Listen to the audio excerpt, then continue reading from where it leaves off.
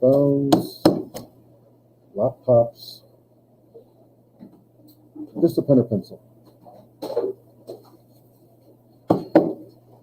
Shay, will you move that desk over here? I need to have a little bit more, because I need to have, you see where the tape line is? I'm sorry if you can see it or not. Perfect, right there. I just need to have it more offset a little bit.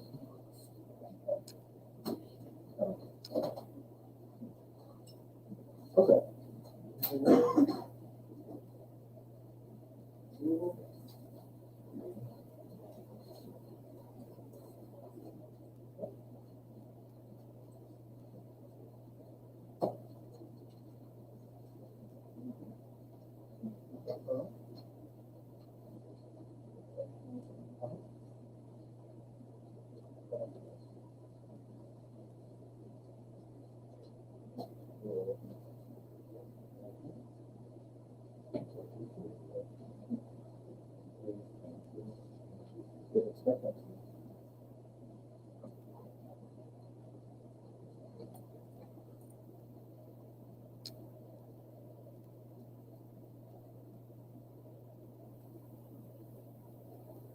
Okay, so if you're online, I see some of you are, just message me in the comment, and then I'll get you a copy of the quiz, okay? So I see who's there.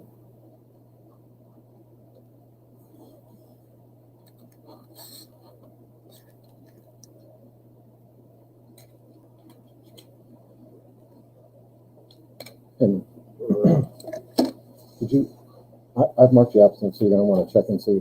Take the quiz first. Okay. What? Miss Warren? Perfect. Miss Warren?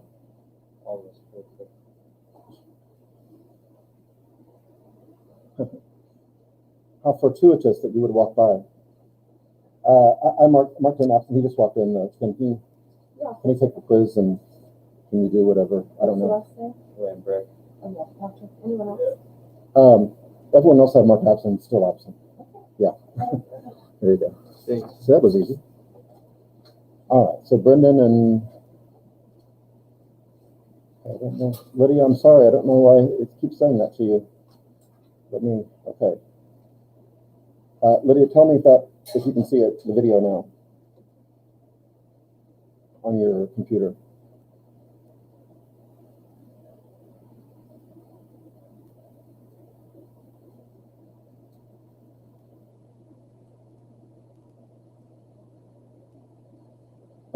I'm sorry, Nick, can I have you put that away?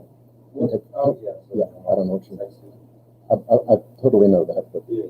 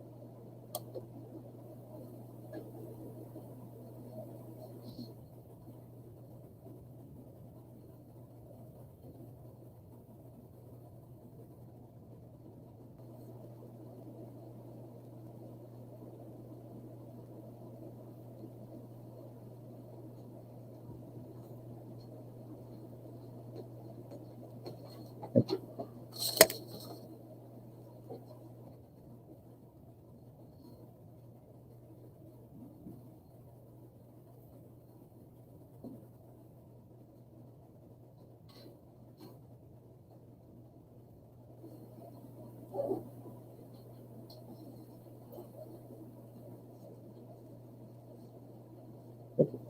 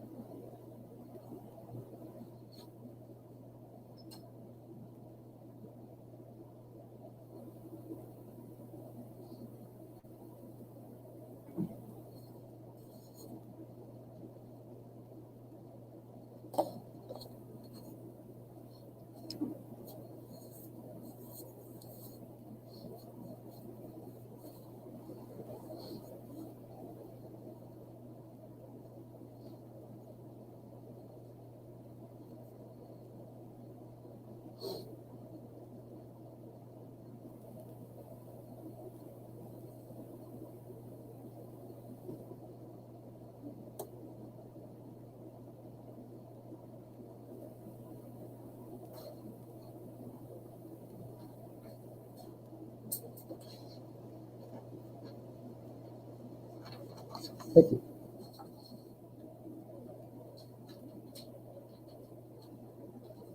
Thank you. Got pictures.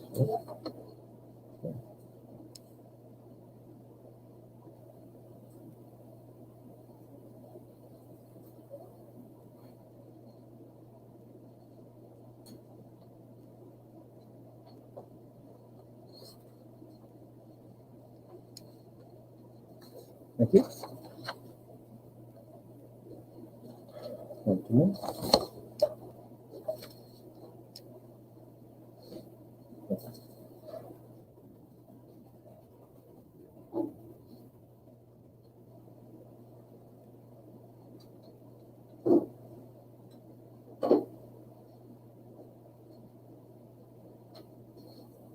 Thank you.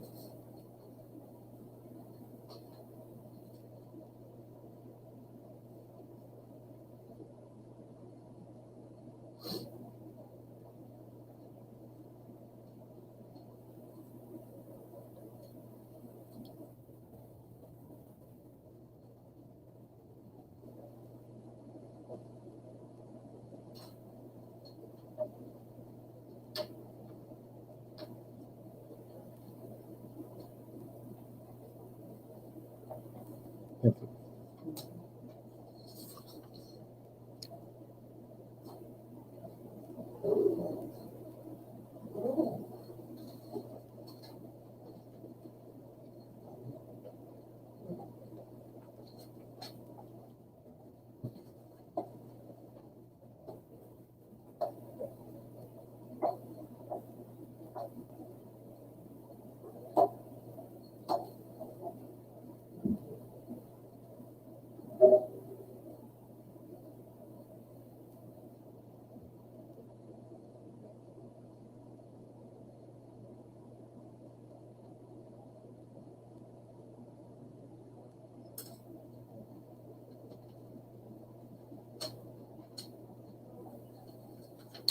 Thank you.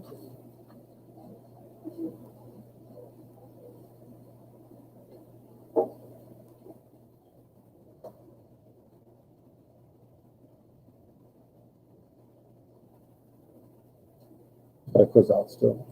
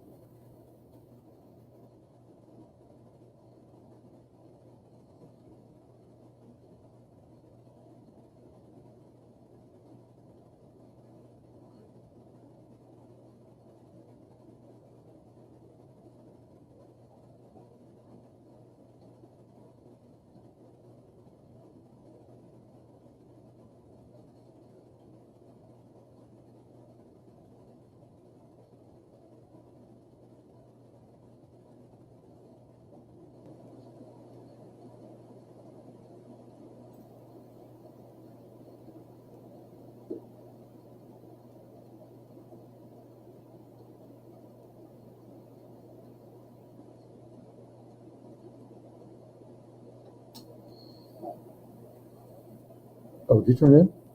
Yeah, dude. Dude, you're stealthy over there. Anyone else have a quiz out? All right. Waste some time talking to people online.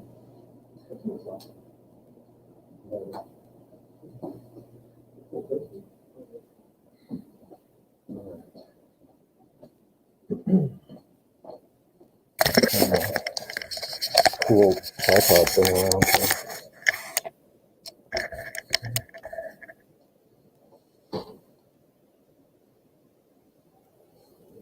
In filmmaking, you can create anxiety in a scene for the audience by just like tilting the camera like 1 or 2 degrees one way or the other. And it's almost imperceptible to the viewer, but your mind knows there's something wrong about what's going on. Like things just don't feel right. But of course the scene's gonna reveal something. So I'm gonna do that to everyone at home today. There's just not, something's just not right. I don't know, just a little bit, it's just off. All right, so did I mention that you can question yourself if you want to? What was that one guy's name? Some of those people?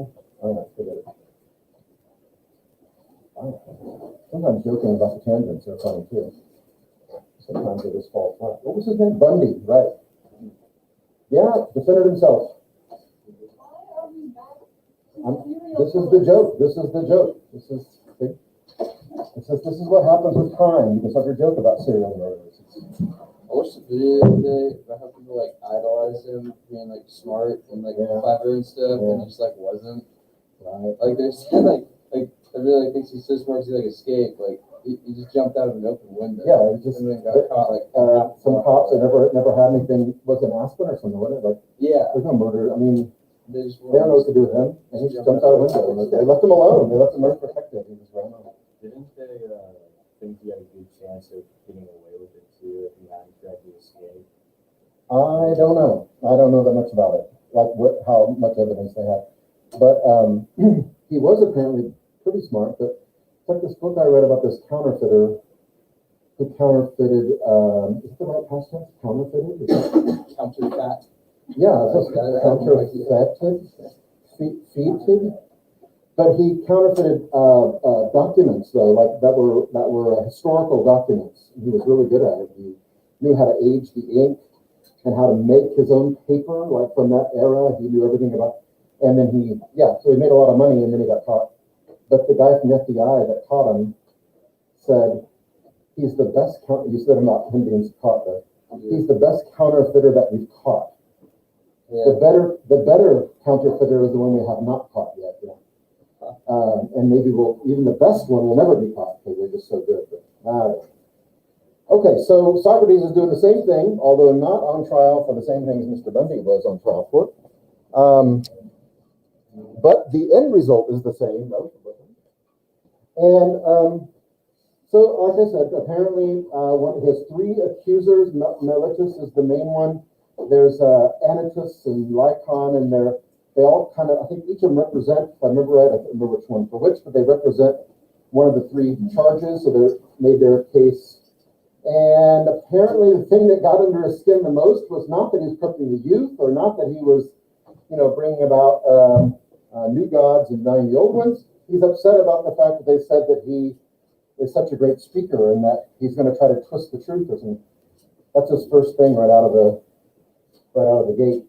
At the bottom, I'm on page 19 still, but at the bottom of 19, I don't know, let's say about 8 lines up from the bottom of 19, he says, and I must beg of you to grant me one favor, which is this. If you hear me using the same words in my defense, which I've been in the habit of using, and which most of you have heard in the agora, that's the marketplace, and at the tables of the money changers, or anywhere else, I would ask you not to be surprised at this, and not to interrupt me. I'll finish that in a minute. This is this kind of open book life that he has. He's saying, don't be surprised if you hear me saying the same things here that most of you heard me say outside in the marketplace and around Athens. I'm not going to be different now than I am or than I have been. And maybe back to trials again. Maybe you've maybe on I don't know on news or something like that. You've seen somebody who gets arrested and they're ragged looking and maybe they got a little beat up or I don't know, and they arrest them and then they get into the courtroom a few months later and they've been coached by a good attorney and they're speaking like they went to law school themselves all of a sudden, answering questions. They're very professional and just only ask and answer what they've been asked. And Socrates is saying, I'm just going to do the same thing I've done before. I'm not going to be different here than I have been outside. And I'll say this, I'll point this out again, he mentions it later, but this, again, there's so many, and this would be a great paper. I've only had like one person ever write about this, but and because there's a lot of material for it too, are these parallels between Socrates and Jesus. The big one, not existing, that Socrates never claimed to be a deity of any kind, but just the parallels between their lives. And this one here is one also where when the soldiers come for Jesus in the garden, he's like, well, I'm in the temple every day. You know where I am. Like, you know what I'm saying. You know how to come. And you come here in the middle of the night with swords and yeah. And then they ask him, right?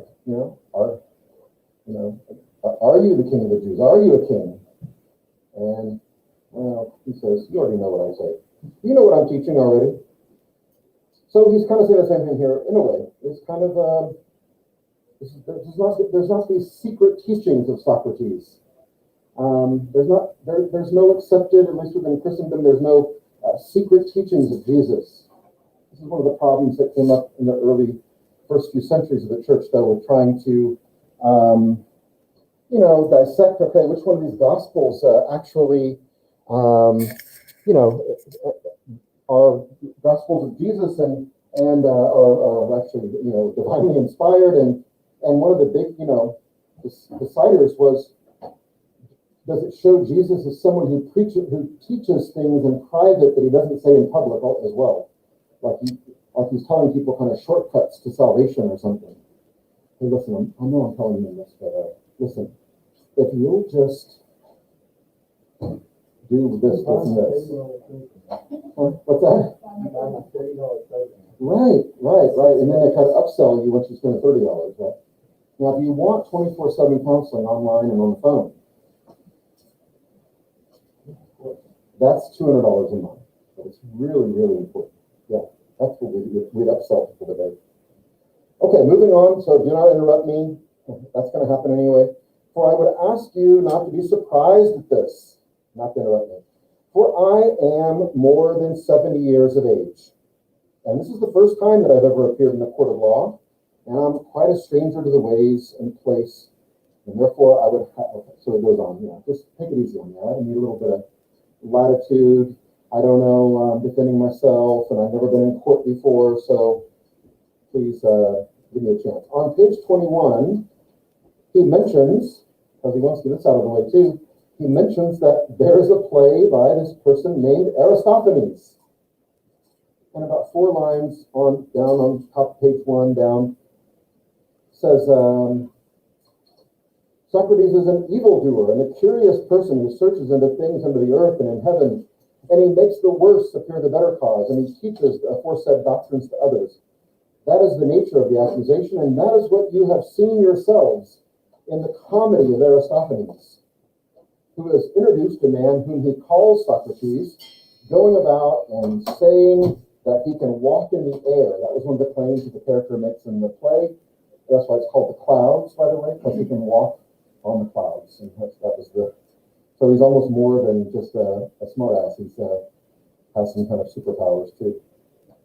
And talking a deal of, let me see, I'll place it. And talking a deal of nonsense concerning matters of which I do not pretend to know either much or little. Yeah. So he wants to get that out of the way. Because again, like I said earlier, he knows that there are people in the assembly who are going to be voting on his, guilt or innocence, who really only know Socrates from this play. A lot of them have had, personal interaction with him, but a lot of them know the parody. They know the exaggerated version by Aristophanes. So he needs to let them know that, hey, that's not me. And then on 21, also 21, the last full paragraph at the top, it's almost halfway down on the page. He is telling you that he doesn't get paid for doing what he does.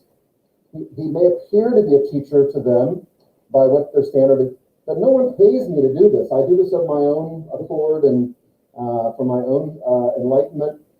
But if anyone's teaching, I'll read what he says here. As little foundation as there is to report that I'm a teacher and take money, if you remember, that was the way Aristophanes portrayed him. He'll only talk to people who pay him. So he's again kind of addressing this issue within the play.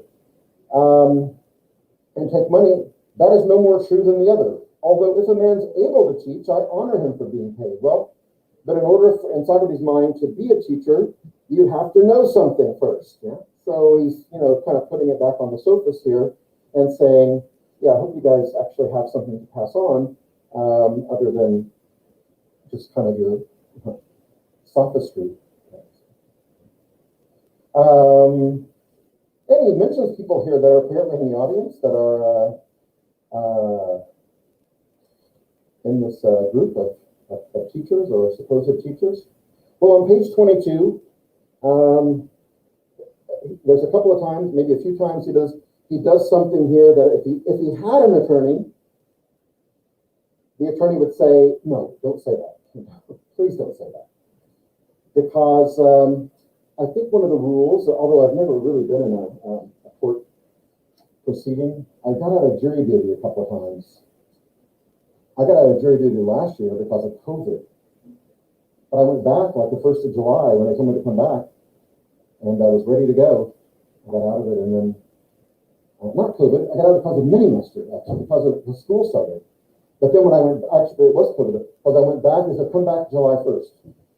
So they rearranged it for me. I went back July 1st, and they said, oh, we're not having a jury trial. It's like a special. Like, oh, yeah, okay. So I went home. And one other time, I was on federal court jury duty, and I thought that might be exciting, but it's not.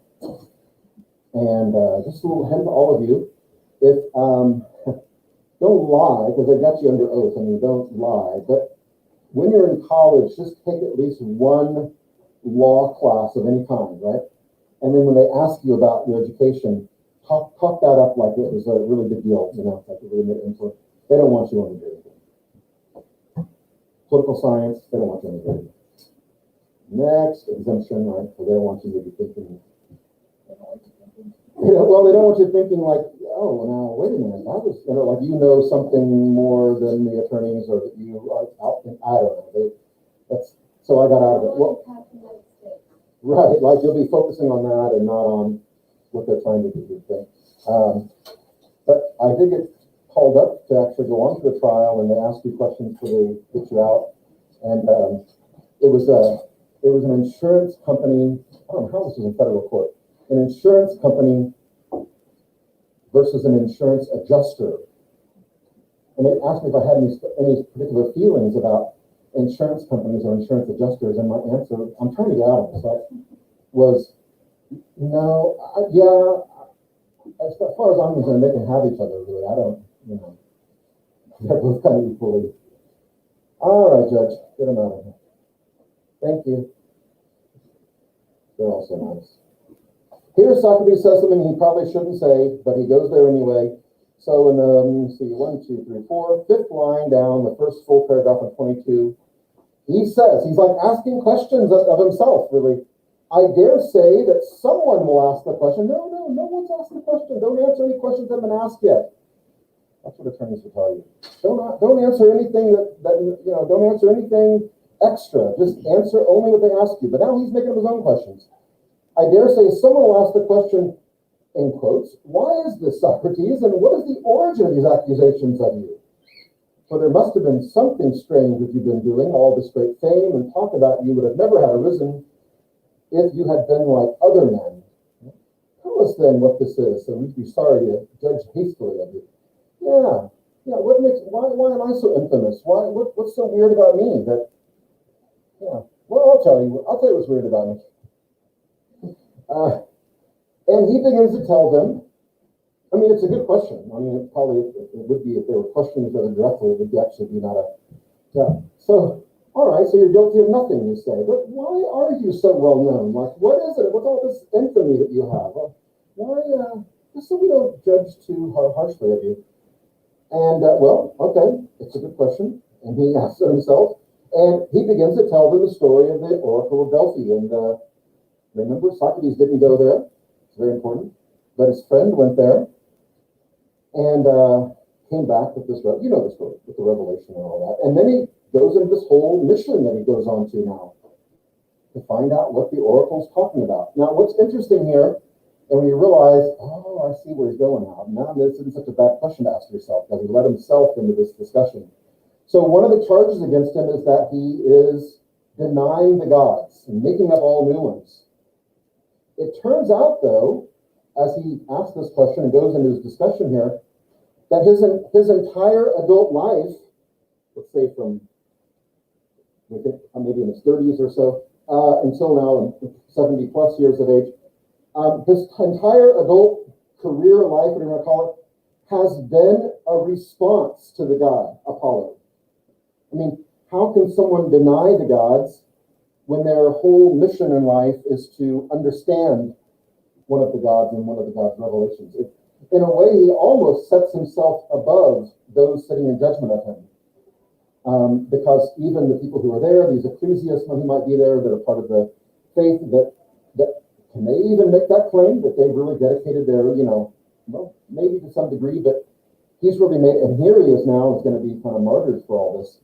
So it's hard to make the claim that he's an atheist or an agnostic, or I guess he's not an atheist, he's made up new gods, but when he's actually trying to understand the will or the words of Apollo.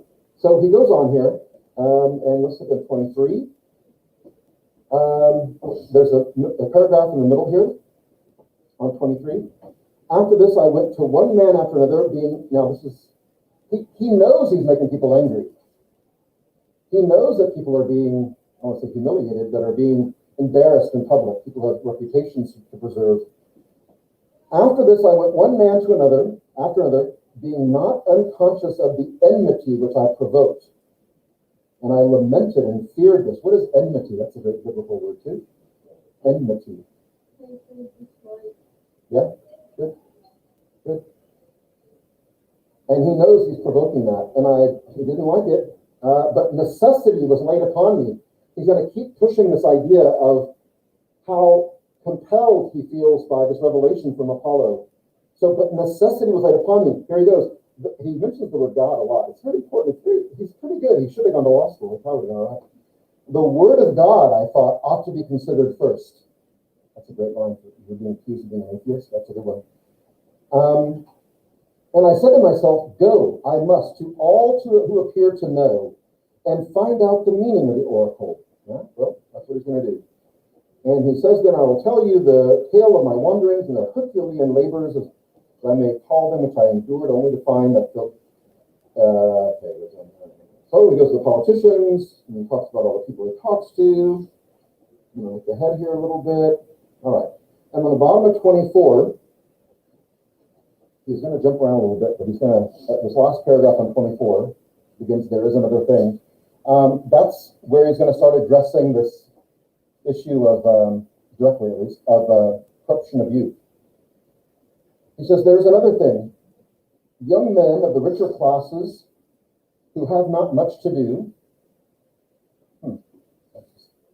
Athenian trust fund kids, right? Hanging out, bored. Man, I wish we didn't live in Athens, man.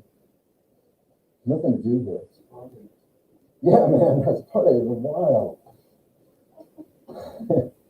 That's what they go. He's the center of the universe at the time, man. Come on. It's like people in New York complaining about. They don't have much to do. So what do? They must be really bored. They come about me of their own accord. I don't go out and get them. I don't have school buses that go out and pick them up. I don't put up flyers. I don't hand out invitations. I don't send out mass emails. They come find me. They hang out with me. They like to hear the Pretenders examined. Who, other than a great 80s rock band, who are the Pretenders? Chrissy Hine? Pretenders? Great band. Yeah. Who are the Pretenders? Who's he talking about here? Politicians. People who pretend to know, right? Pretenders to wisdom, I guess. Pretenders to knowledge. And they like, but guess who else? If they're the rich, if they're the wealthy young men of Athens, their parents probably, more than unless they're older, they've got a sophist living at home there, and they've got a teacher, like an in-house teacher. Remember the way the sophist thing works? They live with them in the home. And their parents are paying a lot of money. Maybe they've been bragging about it a little bit. How much? Oh, we got so-and-so. Okay.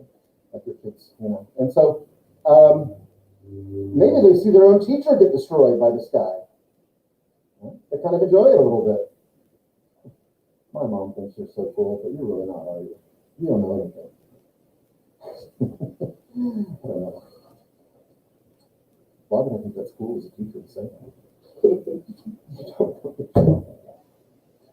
So you've got these people, well-known, reputable people who have a reputation of wisdom, reputable people who are well-liked by their parents and their parents' generation, respected by their parents, and they're hanging out with Socrates, who smells bad, who's got a hunchback, who's got a broken nose, it's all many times broken, who, doesn't wash his clothes and doesn't wear sandals, and this guy just has a heyday with these people.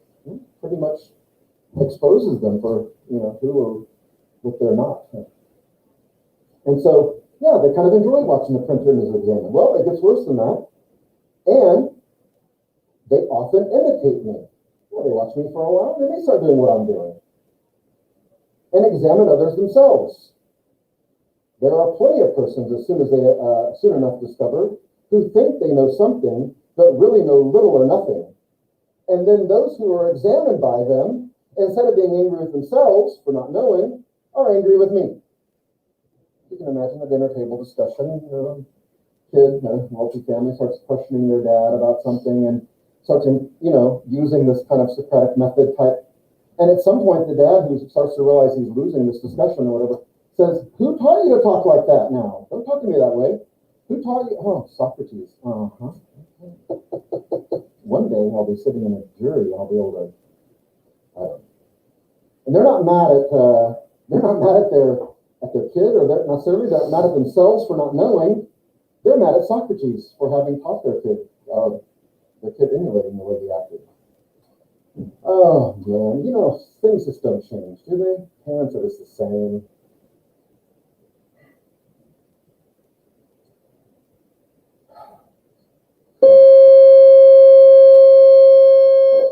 Just angry all the time. I guess everything was in German music for Thursday. Really?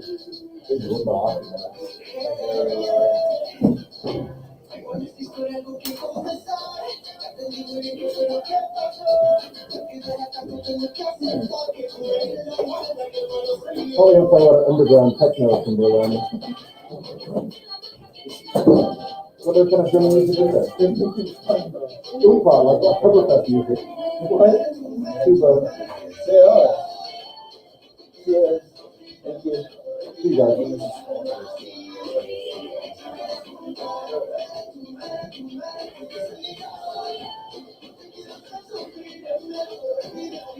Yep.